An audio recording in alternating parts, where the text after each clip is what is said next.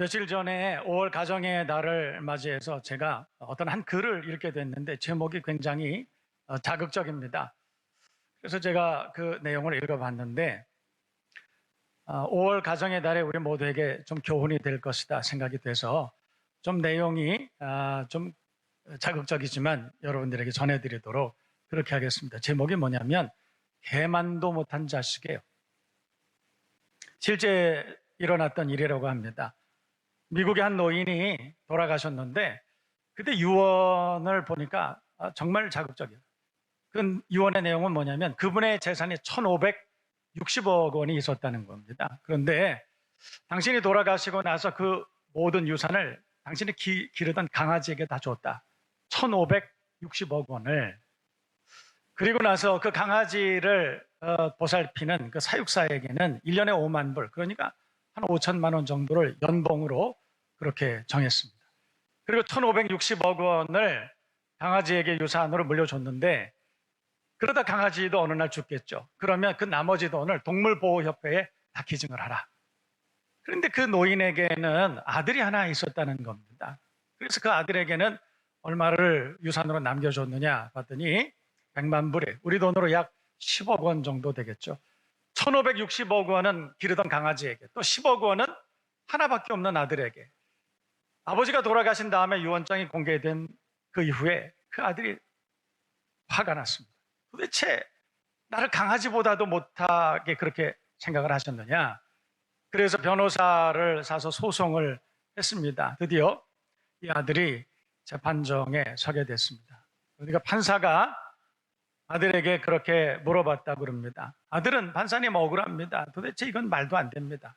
좀 바로잡아 주십시오. 그랬더니 판사가 이렇게 물어보더라는 거예요. 원고는 1년에 몇 번이나 아버님을 찾아뵀습니까? 두 번째, 아버님 돌아가시기 전에 잘 찾아뵙고 아버지께서 즐겨 드시던 음식이 뭐였는지 기억나나요? 아무것도 대답을 못했습니다. 전화나 문화는 얼마 만에 한 번씩 하셨습니까? 대답을 못했어요.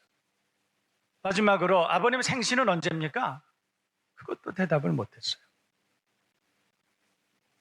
그랬더니 판사가 아버지께서 생전에 그 유언을 하시기 위해서 이렇게 녹화해놓은 비디오를 틀어줬다고 그럽니다. 그랬더니 그 비디오 내용을 보니까 아버지께서 그렇게 말씀하셨어요. 내 재산이 1,560억 원인데 이것을 강아지에게 넘겨주겠다. 사육사에게는 1년에 5만 불을 지급하라. 그리고 나머지 돈은 동물보호협회에 기증을 하라. 그리고 내 아들에게는 100만 불을 유산으로 남겨둬야 되는데, 그런데 만약에 이 사실을 듣고 아들이 만약에 불평을 하거든 그 아들에게는 1불만 남겨주라. 1,000원. 1불만 남겨주라. 여러분, 그 비디오가 이렇게 공개가 됐습니다. 그리고 나서 재판정에서 판사가 그러므로 오늘 소송을 한 이 아들에게는 1불을 상속합니다. 판결했습니다. 재미있습니까? 저는 참 안타까운 이야기라고 그렇게 생각을 합니다. 부모님이 즐겨 드시던 음식, 여러분 혹시 어떤 음식인지 기억나시나요? 부모님께 여러분 얼마나 자주 안부하고 계십니까? 부모님 생신은 언제인지 여러분 기억하고 계셔요? 여러분, 물론 우리가 이 이야기를 들으면서 우리가 부모님에 대해서 얼마나 많이 알고 있느냐, 얼마나 많이 무난하고 얼마나 많이 안부를 여쭈었느냐, 물론 이것이 효와 불효를 나누는 가장 중요한 기준이 되지는 않을 수도 있습니다. 그러나 우리가 정말로 부모님을 공경하고 존경하고 우리가 평소에 살아왔다면 사실은 이런 일은 문제가 되지 않을 수도 있습니다. 오죽하면 이런 일들이 인구의 회자가 되고 사람들의 관심을 끌게 됐을까 생각을 해봅니다. 여러분, 어버이 주일 혹은 5월 가정의 날을 맞이해서 우리가 부모님께 얼마나 효를 하고 있는지를 다시 한번 돌아보고 성찰하고 효도하는 가정과 가문이 되시기를 주님의 이름으로 축복합니다. 한자로 우리가 아버지와 어머니를 얘기할 때 부친, 모친 그렇게 말합니다. 그래서 친자는 어버이 친자를 쓰죠. 그런데 이거 뜻글씨입니다. 어버이 친자가 어떤 의미를 가지고 있느냐? 거기는 전래되는 이런 이야기가 있다고 합니다. 시골에는 닷새만의 장이 서죠. 지금도 저 시골에 가면, 지방도시를 가면 1일과 6일 장이 서는 곳이 많이 있습니다. 그런데 장이 서면 아들은 그동안에 나무를 많이 이렇게 모아놨다. 나무 짐을 지고 그 나무를 팔러 장터로 내려갑니다. 장터로 내려가는 나무짐을 한가득하고 장터를 내려가는 그 아들의 뒷모습을 어머니가 보고 계시죠. 아들이 장터에 내려간 동안에 어머니는 농사일도 하고 집안일도 하고 그렇게 지냅니다. 그러나 손으로는 농사일을 하고 부엌에서 일하고 그러시지만 마음은 장터 간 아들에게만 있습니다. 오늘 가지고 간 물건은 다 팔았는지, 또 물건 팔고 또 좀 살림이 좀 나아지면 아들이 장가도 가야 되고, 온통 아들 생각만 하고 그렇게 하루를 보냅니다. 마침내 해가 뉘엿뉘엿 넘어가는데 아들이 돌아오지 않습니다. 저녁을 다 지어놓고 굴뚝에서는 연기가 모락모락 나는데 동네 사람들은 다 장에 내려갔다가 돌아왔는데 아들이 안 와요. 그래서 어머니가 아들을 맞이하러 저 동구 밖으로 갑니다. 언덕 위로 올라갔는데 저 멀리서 누군가 올라옵니다. 잘 안 보여요. 마침내 그 옆에 소나무가 하나 있습니다. 그 나무에 올라가서 아들이 오는 모습을 멀리서 바라봅니다. 여러분, 이게 어버이 친자예요. 한문의 어버이 친자를 보면 나무목 위에 설립자가 되어 있습니다. 나무 위에 서 있다. 그리고 오른쪽에는 볼견자가 되어 있죠. 나무 위에 서서 멀리 오는 아들을 바라보고 있는 그 모습이 바로 어버이 친자. 그렇습니다. 못지않게 중요한 글자가 있습니다. 효도할 효자입니다. 여기 버금가는 한자죠. 아들은 바리바리 싣고 그리고 지게에 치고 간 그 나무를 다 팔았습니다. 나무를 팔면서 무슨 생각을 하느냐면 이 나무를 팔아서 좋은 값으로 팔아서 어머니 좋아하시는 거 사다 드려야 되겠다. 나무를 드디어 다 팔았습니다. 어머니 좋아하시는 고등어, 그리고 어머니 좋아하실 만한 선물을 몇 가지 사들고 어머니 기뻐하실 그 생각을 하면서 부지런히 달려옵니다. 해가 뉘엿뉘엿 넘어갑니다. 동구 밖에까지 도착했습니다. 어머니께서 거기서 자기를 반겨주시는 거예요. 아들이 어머니를 만나서 다리도 아프실 텐데 뭐 여기까지 나오셨어요, 어머니. 그리고 그 어머니 제가 업어드리겠습니다. 그리고 지게 위에 어머니를 업고 그리고 집으로 돌아가는 그 모습이 바로 효도할 효자입니다.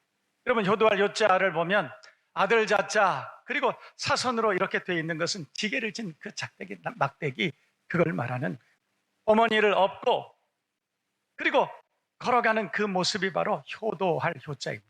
여러분, 우리가 살아가는 세상, 우리가 살아가는 모든 가정 가운데 이 어버이 친자와 효도할 효자, 친자와 효자, 이것만 있을 수 있다면 여러분, 우리가 얼마나 행복한 가정, 행복한 인생을 살아갈 수 있을까, 그런 생각을 해봅니다. 저와 여러분 모두가 효도하는 가정 되기를 바라고, 그리고 어버이 친자가 있는 그런 은혜로운 가정이 다 되시기를 주님의 이름으로 축복합니다. 에베소서 6장 1절부터 3절까지 말씀을 보면 내 부모를 공경하라, 내 부모를 공경하라. 여기 공경하라 라고 하는 말은 무겁게 여기라, 이런 뜻이에요.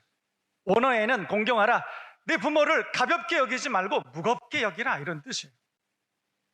여러분, 연세 드신 부모님들이 여러분들보다 공부는 더 못했을 수도 있습니다.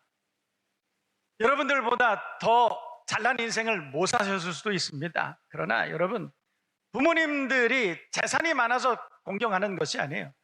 부모님들이 나보다 더 잘났기 때문에 공경하는 것이 아닙니다. 부모님은 부모님이시기 때문에 마땅히 존경받아야 될 자격이 있다.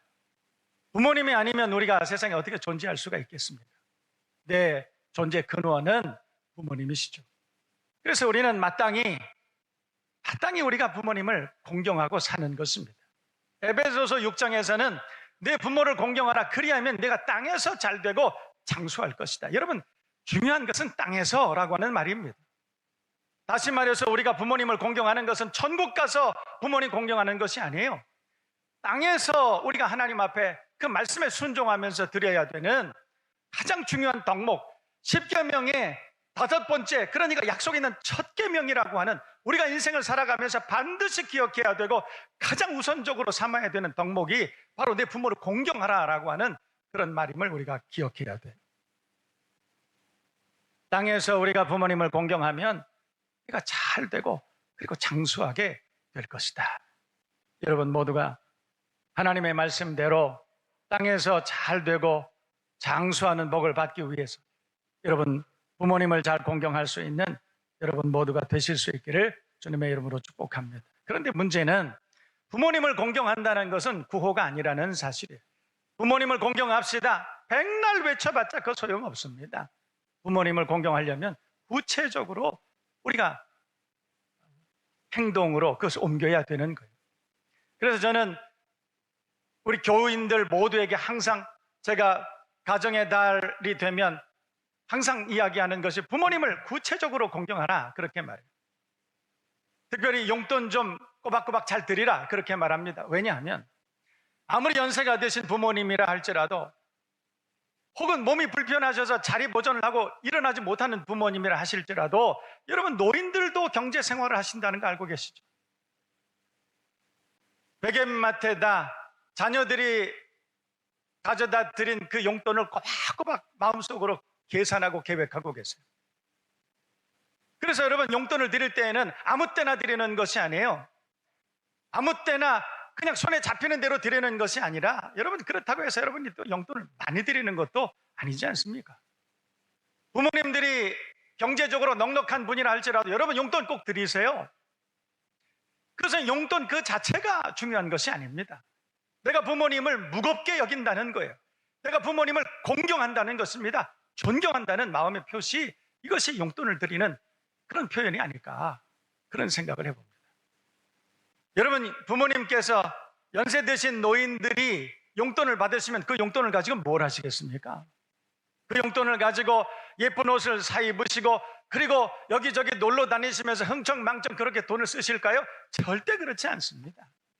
여러분 그 용돈, 여러분들이 용돈 드리면 그거 꼬깃꼬깃 다 모아 놓으셨다가 손주들 어디 가서 학교에 가서 상 받아왔다, 착한 일 했다 그러면 그 용돈 다 줍니다. 생일이다, 누구 무슨 경사 있다, 부모님들이 다 그거 여러분 자녀들에게 주시는 돈들이에요.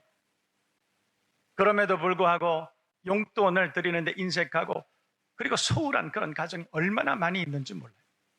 그 용돈을 얼마나 많이 드리느냐는 그렇게 중요하지 않습니다.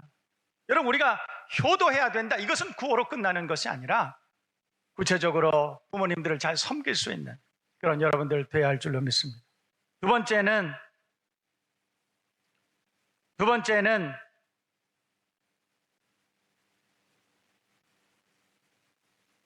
정기적으로 문안을 해야 됩니다.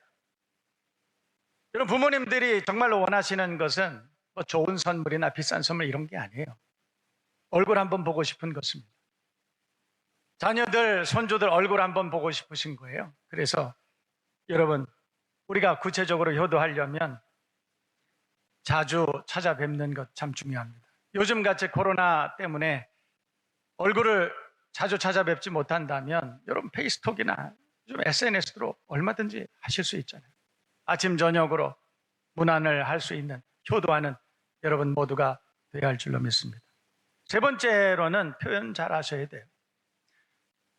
부모님께 존경합니다, 사랑합니다, 여러분 표현 잘해야 돼요. 이건 사실은 제 간증이에요. 여러분이 아시는 것처럼 저는 충청도 사람이라 어렸을 때부터 그 표현에 인색했어요. 잘 못했어요. 부모님 정말 존경했음에도 불구하고 존경한다는 말 못했어요. 사랑합니다, 그 말을 못했어요. 저희 아버님 천국 가실 때 저는 비로소 그거 깨달았습니다.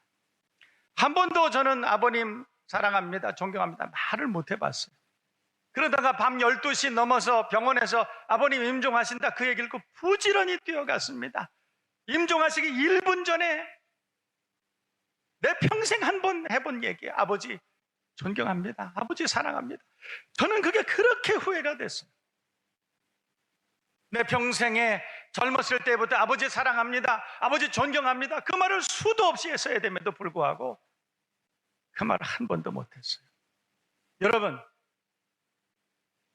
마음속으로 아버지, 어머니를 존경하고 사랑하지 않는 자녀가 세상에 어디 있겠습니까? 마음속으로 효도하고 싶지 않은 그런 자녀가 세상에 어디 있겠습니까? 그러나 마음속으로는 그런 생각을 해도 구체적으로 효도하지 못하는 가정이 얼마나 많이 있는지 모릅니다. 여러분, 오늘 이 시간에 우리가 다시 한번 부모님 사랑 깨닫고 감사하고 자녀된 도리를 다시 한번 믿음으로 결단하는 그런 시간 되시기를 주님의 이름으로 축복합니다. 오늘 본문 사건의 배경은 그렇습니다. 다윗에게는 우리아의 아내 바세바를 통해서 얻은 솔로몬만 아들이 있었던 것은 아니에요. 다윗에게는 많은 아들이 있었습니다. 그런데 오늘 성경 본문에 보면 압살롬이라고 하는 아들이 등장합니다. 여러분, 사무엘하 14장 25절 말씀을 보면 이 압살롬에 대해서 뭐라고 설명을 하고 있느냐면, 온 이스라엘 가운데 압살롬 같이 아름다움으로 크게 칭찬받은 자가 없었으니 저는 발바닥부터 정수리까지 흠이 없습니다. 그러니까 다윗의 아들들이 많이 있었는데 그 중에 압살롬은 잘난 아들이었다, 이런 뜻입니다. 특별한 총애를 받은 아들, 다윗이 자랑스럽게 생각했던 그런 아들이었다는 거예요. 저와 여러분 같은 그런 아들이었겠죠. 머리부터 발끝까지 흠없이 잘생긴 아들이었다, 성경은 그렇게 우리에게 설명하고 있습니다. 그런데 이 아들이 오냐오냐에서 길른 이 아들이 다윗이 자기를 그렇게 사랑하고 모든 사람들이 그렇게 칭찬하고 그랬으면 효자로 그렇게 살아야 되는데 이 아들이 그렇게 살지 못했어요. 이 아들은 셋째였습니다, 아들들 가운데. 그런데 아버지가 큰아들을 사랑하는 모습을 본 거예요. 그리고 가만히 있다 보면 큰아들에게 혹은 둘째 아들에게 왕위가 넘어갈 것이 너무 뻔한 거예요. 그래서 어느 날 자기 누이를 빙자해서 큰아들, 큰형이었던 암논을 죽여버리고 말았어요. 내가 왕이 될 것이다. 사실은 존속살해입니다. 1급 살인이죠. 폐륜합니다. 아들들을 사랑했던 다윗에게 이 압살롬은 정말 있을 수 없는 그런 상처를 준 아들이 된 거예요. 뿐만 아닙니다. 여러분이 아시는 것처럼 이 압살롬은 다윗의 왕위를 이어서 왕이 될 법한 큰아들, 둘째 아들을 전부 정리해버리려고 마음으로 작정했던 것 같아요. 큰아들을 죽이고, 그리고 이제는 아버지의 자리를 노리고 있습니다. 찬탈하려고 합니다. 쿠데타를 일으켜낸 것이죠. 여러분, 쿠데타를 일으키고 많은 사람들이 그 압살롬을 비난하는 그런 상황이 됐습니다. 모든 백성들이 압살롬을 욕을 하고 있습니다. 그런데 참 이해할 수 없는 성경 말씀이 오늘 성경에 기록이 되어 있어요. 사무엘하 13장 17절 말씀을 보면 다윗은 날마다 그 아들을 인하여 슬퍼하니라, 이런 말씀이 있다는 거예요. 저는 이 말씀을 보면서 참 마음이 복잡해집니다. 여러분, 세상 모든 사람들이 압살롬을 비난했습니다. 어떻게 아버지에게 저런 일을 할 수 있느냐. 그러나 그 이야기를 듣는 다윗은, 그 아버지는 그 이야기를 듣고 마음으로 슬퍼하고 있었다는 거예요. 자식이 아무리 탕자라 할지라도, 자식이 아무리 폐륜하라 할지라도 부모의 마음은 그런 것입니다. 오래전에 제가 부목사로 있었던 교회가 있습니다. 그런데 그 교회는 참 제법 큰 교회였어서 청소년들이 많았습니다. 그러다 보니까 인근에 있는 경찰서에 이 청소년들이 많이 이렇게 무슨 안 좋은 일로 해서 경찰서에 많이 들어갑니다. 그러면 이 아이들이 자기 부모에게 전화를 해야 되는데 꼭 교회 전도사님들이나 교회 선생님들에게 전화를 하는 거예요. 그러다 보니까 전도사님들, 선생님들이 경찰서 많이 갑니다. 때로는 저도 한번 간 적이 있습니다. 그러다가 얼마 지나고 나면 부모님들도 옵니다. 결국은 오게 되죠. 그런데 제가 그때 그 모습을 보고 참 생각을 많이 했습니다. 무슨 얘기냐면 10명이면 10명이, 100명이면 100명이, 그 부모님들은 경찰서 와서 그러는 거예요. 우리 애는 그럴 애가 아니라는 거예요. 우리 애는 절대로 그럴 아이가 아니라는 거예요. 친구 잘못 만나서 그랬다, 쟤 때문에 그렇게 됐다는 거예요. 100명이면 100명이 그렇게 얘기를 하는 모습을 제가 봤어요. 여러분, 오늘 성경의 다윗도 마찬가지예요. 다윗도 그 아들을 생각할 때마다 슬퍼했다. 세상 모든 사람들은 다 이 압살롬을 폐륜하라고 했지만 부모의 마음은 그 자식을 보는 그 부모의 마음은 애달픈 마음에 그랬다는 것입니다. 그런데 이런 부모님이심에도 불구하고 이 압살롬이 자기의 잘못을 뉘우치지 않습니다. 결국은 아버지 다윗을 몰아내는 일에 성공을 하게 됩니다. 그런데 여러분 성경을 자세히 읽어보면 왜 다윗이 그렇게 했는지 여러분 알 수 있습니다. 무슨 내용인가 하면 여러분 사무엘하 이 다윗과 압살롬의 얘기를 전체를 한번 다 읽어보세요. 이 성경을 읽어보면 다윗이 압살롬의 반란을 보고 다윗이 한 번도 제대로 자기 힘을 쓰지 않습니다. 여러분이 아시는 것처럼 다윗은 전쟁에 능한 왕입니다. 고대 근동 지방의 이 팔레스틴 지역에 다윗을 따라갈 만한 용장이 없었습니다. 다윗은 한 번도 그의 인생에 단 한 번도 전쟁에서 패한 적이 없는 사람이었습니다. 전쟁에 능한 사람. 어렸을 때부터 전쟁에 아주 승리자로 그렇게 살아왔던 사람입니다. 그런데 아들 압살롬이 반역을 했을 때 자기가 데리고 있던 그 엄청난 장수들이 있었습니다. 그 장수들이 얼마든지 압살롬을 제거할 수 있었지만 오늘 성경을 보면 다윗이 자기의 가신들을 데리고 왕궁에서 도망을 나가면서 울었다 이렇게 말해요. 울었다. 얼마든지 압살롬을 제거할 수 있었지만 아버지는 그렇게 할 수가 없었던 거예요. 성경을 보면 참 답답한 일이 일어납니다. 결국은 다윗이 자기의 가신들과 함께 평생 동안 자기를 지켜주고 왕국을 건설했던 용맹스러웠던 장수들과 함께 도망을 갑니다. 그리고 오늘 성경 본문의 말씀을 보면 사필귀정. 그러나 여러분 악은 그렇게 끝나는 것이 아니에요. 하나님은 반드시 악을 심판하시는 하나님. 결국은 다윗의 가신이었던 요압이라고 하는 아주 우수한 장수가 있었습니다. 가만히 보니까 이것은 이래서는 안 되는 거예요. 이스라엘 민족을 위해서도 이래서는 안 됩니다. 하나님의 뜻을 위해서도 이거는 있을 수가 없습니다. 그래서 요압이라고 하는 장수가 군사들을 이끌고 가서 압살롬을 제거해 버립니다. 알았어요. 다윗은 그러나 그것을 말릴 수가 없었습니다. 그것은 하나님의 뜻이었기 때문에 결국은 요압이 모든 장수들을 데리고 나가서 압살롬과 반역을 했던 모든 사람들을 전부 제거하고 그리고 돌아왔습니다. 그때 사독의 아들 아히마아스라고 하는 사람이 다윗에게 달려옵니다. 오늘 성경 본문이 그 얘기예요. 달려와가지고 승전보를 외칩니다. 왕이시여, 지금 압살롬을 따라서 반란했던 모든 사람들이 다 죽었습니다. 제거됐습니다. 여러분 그때 오늘 성경 말씀을 보면 다윗이 그 사신이 다윗에게 달려왔을 때 제일 먼저 뭘 물어봤는 줄 아세요? 오늘 32절 말씀을 보면 젊은 압살롬이 잘 있느냐 이렇게 물어본 거예요. 젊은 압살롬이 잘 있느냐. 여러분 왕이라면, 다윗 같은 성군이라면 전쟁이 끝나고 승전보를 가지고 달려온 그 사람들에게 병사들의 안전을 먼저 물어봐야 되는 것 아닙니까? 우리 병사들이 얼마나 손실이 있었느냐, 무슨 일이 있었는지 보고하라. 그게 먼저 아니겠어요? 제일 먼저 물어본 것은 젊은 압살롬이 잘 있느냐. 개역 한글에서는 소년 압살롬이 잘 있느냐. 그러니까 사실은 그때 당시에 이 압살롬은 아들, 딸 넷이나 있었던 장년입니다. 어른입니다. 그러나 아버지가 볼 때는 소년 압살롬은 잘 있느냐 이렇게 물어본 거예요. 아버지의 마음이 그런 것입니다. 29절과 32절 두 번 다 소년 압살롬이, 젊은 압살롬이 잘 있느냐 그렇게 말했습니다. 결국은 다윗은 압살롬의 죽음을 알게 됐죠. 오늘 성경 말씀을 보니까 채통도 다 잃어버리고 다윗이 대성통곡을 합니다. 오늘 33절 말씀을 보면 왕의 마음이 심히 아파서 문로로 올라가서 울었다.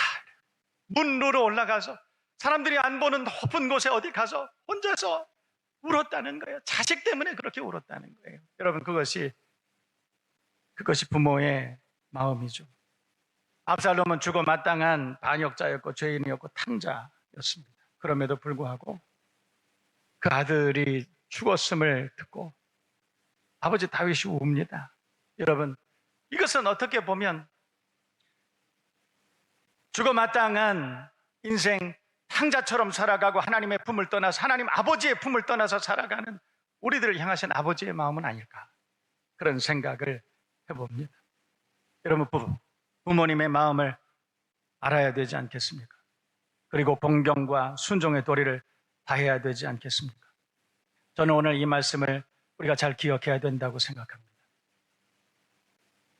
가정의 달에 아름답고 견고한 가정이 세워지기 위해서 우리가 부모님 공경합시다 이렇게 구호로만 외치지 말고 우리가 구체적으로 부모님을 어떻게 섬겨야 되겠다 결단하고 그리고 아름다운 가정을 여러분 모두가 만들어갈 수 있기를 주님의 이름으로 축복합니다.